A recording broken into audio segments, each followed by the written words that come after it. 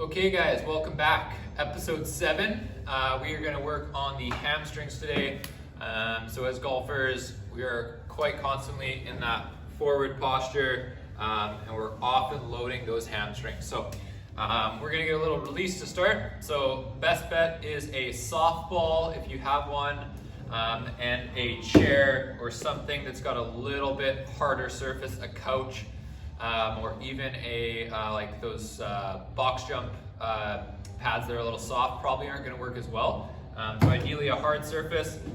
We're going to pop that ball up right at the high hamstring. So we're looking right where that back of the leg kind of turns into your butt. That's where our hamstring attaches. So that's where we're going to release. So we're going to roll around a little bit. We don't have a ton of space to roll here. You can roll down that hamstring. My suggestion would be to spend most of that time up near the top. That's where I feel like I could get the best release. However, you can move down that leg, I'd say probably until about mid hamstring. You don't want to go any lower than that. Like always, as you probably heard in the previous episodes, we're talking about those deep breaths. So inhale, and as we exhale, we're trying to sink further into that ball. I'll roll around a little bit here, but you get the idea. We're gonna go a minute on each side. So use that softball, hit a minute on each side, and then we'll go into the stretch next. Okay guys, so for the stretch, I'm gonna give you two options. One with a band if you have it, and one without if you don't. We'll start without the band. Again, you can use that same height that you used for your release. We're going to pop that heel up onto the box. What I want to do is I want to pull that toe and point it up to the sky. From there, I'm going to hinge at the hip, and I'm going to pull that chest forward. I'm trying to keep that back long and flat.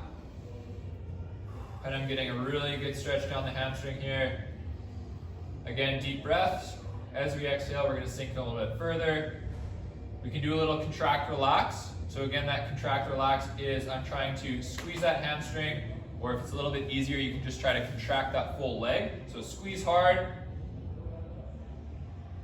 and then relax and sink that a little bit further. And we're gonna work our way down into more hip flexion or a longer hamstring. So that's your option. If you don't have a band, I would say a little bit shorter, probably not a minute there, maybe 30 seconds on each leg. If you do have a band, you can do this one.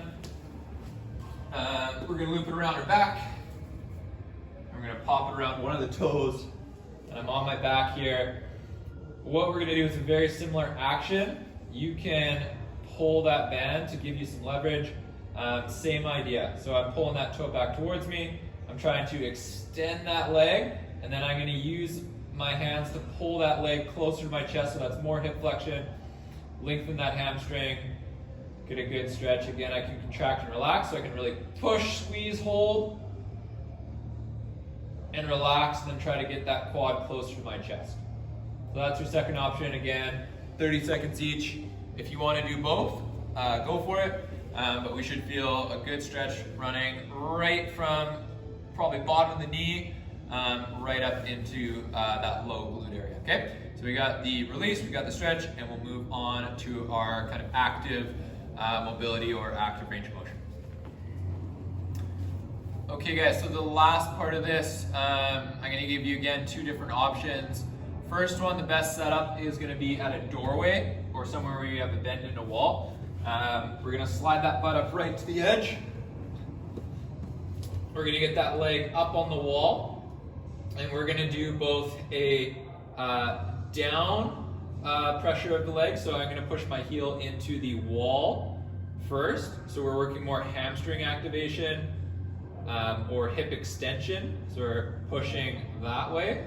So I'm gonna drive that heel into the wall. You should feel kind of a stretch or an activation of the hamstring. And then the next part is kind of that active mobility, is we're gonna use that hip flexor and pull that leg off the wall and back down.